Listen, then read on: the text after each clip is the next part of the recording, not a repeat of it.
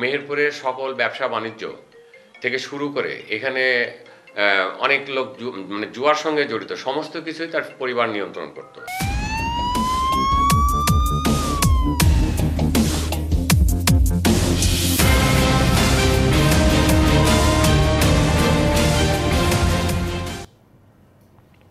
ছিলেন কলেজ শিক্ষক, শিক্ষক থেকে এমপি, অতঃপর মন্ত্রী।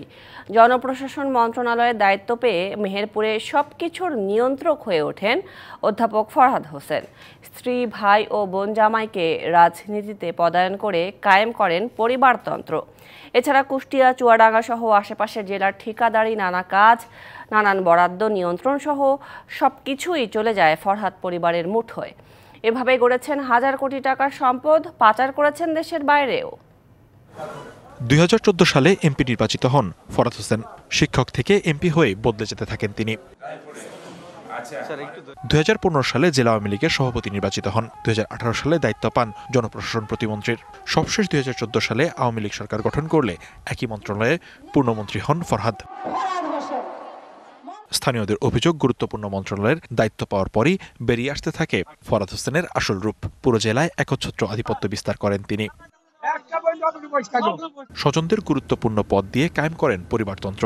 স্ত্রী সৈয়দা মোনালিসাকে কেন্দ্রীয় যুব মহিলা লীগের সদস্য, ছোট ভাই সরফরাজ হোসেন মৃদুলকে বানান জেলা যুবলীগের যুগ্ম আহ্বায়ক এবং বোনজামাই ইউপি চেয়ারম্যান বাবলু বিশ্বাস পান জেলা আওয়ামী লীগের সহসভাপতির পদ।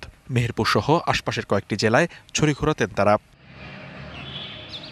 ক্যাসিনো ব্যবসার পরিচালনা সহ ঠিকাদারি কাজের কমিশন নিজে আদায় করতেন ফরহাদ হোসেনের স্ত্রী। এভাবে তিনি কোটি টাকা হাতিয়ে নিজস্ব বলয় তৈরি করেন। দলের নেতাদের কোণঠাসা করে তৈরি করেন ফরহাদ লীগ। সম্পদ গড়েছেন দেশ ও দেশের বাইরে। পারিবারিক একটা দলে পরিণত হয়েছিল।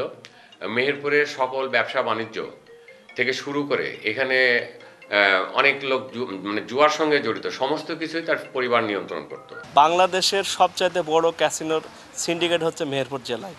আর এই ক্যাসিনো সিন্ডিকেটটা চালাই নাকি তার মোনালিসা, তার স্ত্রী নাকি সবকিছু নিয়ন্ত্রণ করত। ফরহাদ তার ভাই ও বোনের স্বামী বিএডিসি সেচ প্রকল্প, সার ও বীজ বরাদ্দের বন্টন ছাড়াও সব সরকারি দপ্তরের কাজ নিয়ন্ত্রণ করতেন। সব কাজ তাদের বাসায় বসে ভাগাভাগি হতো।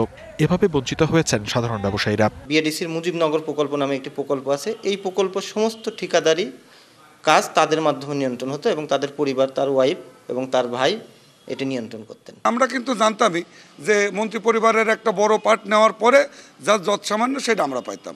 ব্যবসায়ীরা বলছেন কোন সেক্টর ফরহাদ পরিবারের নিয়ন্ত্রণের বাইরে ছিল না। তাদের দাপটের কাছে অসহায় ছিলেন ঠিকাদাররা। জিনিসপত্র তছরূপ করে, আমার অফিস তছনছ করে, আমার ফাইলপত্র সব নষ্ট করে দেয়। তারা আমার বিভিন্ন ডকুমেন্টসও তারা নষ্ট করে দিয়েছে। তারা পুলিশকে এভাবেই আমার বিরুদ্ধে ব্যবহার করেছিল। এছাড়া মেহেরপুরে বাড়ি, ব্যবসা প্রতিষ্ঠান সহ নানা সম্পদ আছে ফরহাদ ও তার পরিবারের সদস্যদের। টেন্ডার কমিশন নিয়োগ ও দলীয় বাণিজ্যের মাধ্যমে শত শত কোটি টাকার মালিক হওয়ার অভিযোগ আছে ফরহাদ হোসেনের বিরুদ্ধে। ঢাকায় একাধিক ফ্ল্যাট, কানাডার বেগমপাড়ায় বাড়ি সহ বেশ কয়েকটি দেশে সম্পদ পাচারের তথ্য সামনে এসেছে। যদিও সবশেষ হলফনামায় তার ছিটে ফোটাও নেই। 2014-তে বার্ষিক আয় দেখান 6,12,000 টাকা, আর 2024-এ দেখান 47,25,000। স্থাবর সম্পদ 2014-তে শুধু অকৃষি জমি দেখালেও 10 বছরে সেই জমি ছাড়াও বেড়ে হয় 75 লাখ টাকা, আর অস্থাবর সম্পদ 26,27,000 থেকে হয় 6,75,00,000 টাকা।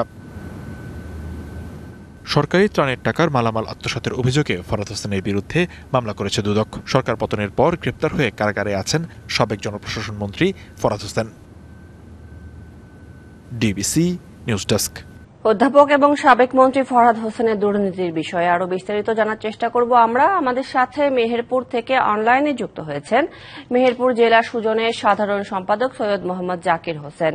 সৈয়দ মোহাম্মদ জাকির হোসেন, আপনি নিজেও জানেন সমাজের অন্যতম সম্মানজনক একটি পেশা হচ্ছে শিক্ষকতা, এবং সেই শিক্ষকই যদি দুর্নীতিতে জড়িয়ে পড়েন তাহলে এই চিত্রগুলো কি বার্তা দিচ্ছে বর্তমান প্রজন্মকে?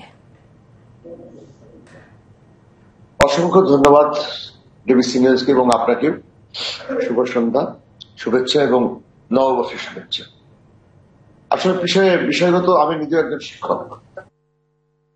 অবশ্যই শিক্ষক থেকে যদি সামাজিক অবক্ষয় এবং নৈতিক অবক্ষয় ঘটে থাকে, এটা অবশ্যই সমাজের জন্য খুবই চক্ষুষু এবং খুব একটা বাজে ব্যাপার।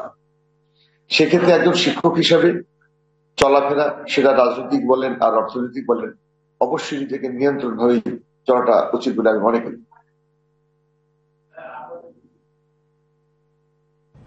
আর যেটা শুনেছি, ফরহাদ হোসেন দোদল যদি সে পর্যায়ক্রমে 14, 18 এবং পরবর্তীতে ফুল মিনিস্ট্রির দায়িত্ব পালন করেছে, আমাদের জানা উচিত যে বাংলাদেশের ইতিহাসে তারা স্বাধীনতা যুদ্ধের একটা প্রতীক। এই দলটি যে পরবর্তীতে একদম দেউলিয়া হয়ে যাবে, এটা ভাষায় প্রকাশ করা যায় না। এখানে গণতন্ত্রহীনতার কারণেই ফরহাদ হোসেন দোদল এবং সেই সরকার সমর্থিত যারা অন্যায়, দুর্নীতি, লুটপাট করেছে, এটা নিঃসন্দেহে সমাজ তথা দেশের এবং বিশ্বের কাছে নিন্দনীয়। নিশ্চয়ই। আরেকটি প্রশ্ন আপনাকে করতে চাই জনাব জাকির হোসেন, এই যে ফরহাদ হোসেন যখন একের পর এক অপরাধমূলক কর্মকাণ্ড করে যাচ্ছিলেন, তখন কি সুশীল নাগরিক সমাজের পক্ষ থেকে কোনো উদ্যোগ নেওয়া হয়েছিল কিনা? হ্যাঁ, হয়েছিল। সেটা ছিল খুবই প্রচ্ছন্ন, দুর্বল। কারণ ওই সময় তো সমস্ত কিছুই গণতন্ত্র হত্যা হয়েছিল, কোনো স্বাধীনভাবে কোনো কথা বলার সুযোগ ছিল না। তারপরেও ডিবিসি নিউজে আপনি অনেকদিন কাজ করছেন, আমি নিজেও মেহেরপুর জেলার সাধারণ সম্পাদকের একটা টিচার নিউজ হয়েছিল, সেখানে আমার বিবৃতি ছিল যে একটা ঐতিহাসিক দল এমনটি কাজ করতে পারে না। তবে আমরাও বলেছি যে আসলে বিষয়টি কি জানেন, যেখানে নৈতিক অবক্ষয় ঘটে থাকে সেখানে শিক্ষক বলেন আর যে পেশায় বলেন, সেখানে আর কোনো কিছুই ঠিক থাকে না। সেক্ষেত্রে আমাদের নৈতিক উন্নয়নটা হওয়াটা খুবই জরুরি এবং আত্মসচেতনমূলক হওয়াটা খুবই জরুরি। জি জাকির হোসেন, আরো একটি বিষয় জানতে চাই যে আপনি বলছিলেন যে সেই সময় কথা বলার আসলে খুব একটা সুযোগ ছিল না, ক্ষমতার অপব্যবহার করা হয়েছে। আপনি তো নিজেও একজন সুশীল সমাজের প্রতিনিধি হিসেবেই কাজ করছেন। তো এখন বর্তমান প্রেক্ষাপটে বা পরিবর্তিত পরিস্থিতিতে এখন কি দেখতে পাচ্ছেন, এখন কি আপনারা ঠিকমতো ভয়েস রেইজ করতে পারছেন কিনা? আলহামদুলিল্লাহ, এখন সেই বিষয়টা নেই। তবে বাংলাদেশের রাজনৈতিক যে অস্থিরতা, এটা আপনারা সুশীল সমাজেই বলুন আর সাধারণ জনগণই বলুন, খুবই পীড়ায় আছে, খুবই মর্মাহত রয়েছে। তবে হ্যাঁ, অন্তত গভর্নমেন্ট চলাকালীন এখন যে সভা সেমিনার যেটা করছি বা করছেন, এটা নিঃসন্দেহে বলা যায় স্বাধীনচেতাভাবে করতে পারছে।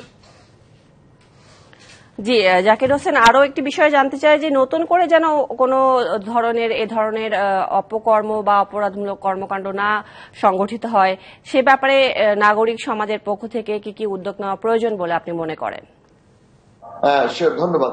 এর মধ্যেই আমরা যে হাঙ্গার প্রজেক্ট এবং সুজনের প্রচারণায় আমরা এই প্রচেষ্টা চালিয়ে যাচ্ছি। ইতিমধ্যে আমরা 3টা প্রোগ্রাম করেছি বিভিন্ন রাজনৈতিক দলের সাথে। তন্মধ্যে আওয়ামী লীগের লোকজনকে ডাকা হয়েছিল, তারা খুব ছোট পর্যায়ের নেতা এসেছিল আমাদের এই সেমিনারে।